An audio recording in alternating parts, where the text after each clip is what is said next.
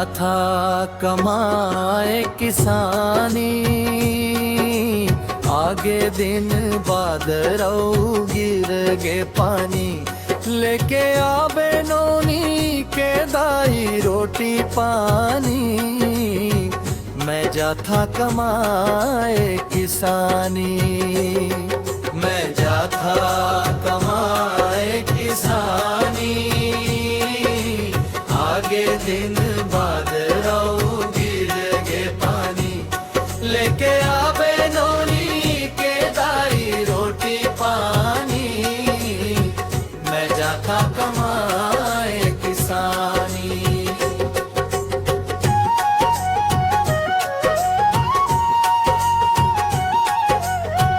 भरी महिमा दिखाए मोर बाबा, बहरा डोली के बीच खार माँ। अधरे मनागर चले अधरे तुतारी, गूंजे सतनाम के जय जयकारी। गलियारे बैलाला रेंगवा थे बाबा,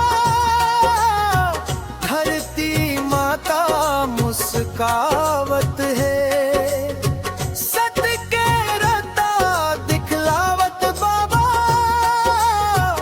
झूठ अंधियारा भागत है। जय सतनाम के गूंजे बानी, महिमा गाथा अमर कहानी, लेके आवे नून के दाई रोटी पानी। मैं जाथा कमाए किसानी।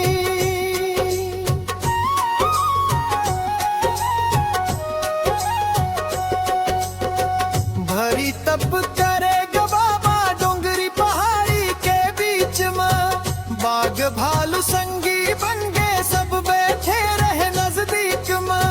तोर महिमा गूंजे बाबा डोंगरी पहाड़ी के बीच में। भरी तप में बीते बाबा 6 मासा, डगमग डोले धरती यऊ आकाशा। जंगल जंगल गूंजे बानी, सतनाम के अमर कहानी। सत्य हिंसा के दीप जलाए, मिट गए मन के हैरानी। मैं जाथा कमाए किसानी, आगे दिन बाद रऊ गिर गे पानी, लेके आवे नोनी के दाई रोटी पानी। मैं जाथा कमाए किसानी।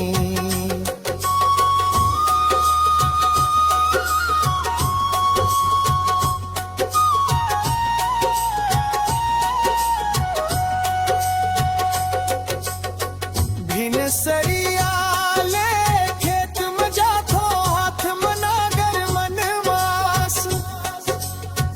पसीना के हर बूंद कहे मेहनत में बसथे सुख के वास। बाबा के नाम जपत जपत धान के रोपा रोपथो, सतनाम के महिमा गावत धरती मैया लजोहत हो। मेघा बरसे फसल लहराए हरियर होवे गाँव। बाबा तोर कृपा रहे भरे रहे सबके ठाव। मैं जाथा कमाए किसानी,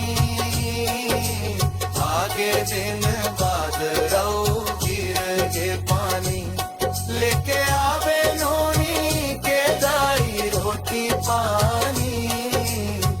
मैं जाथा कमाए किसानी।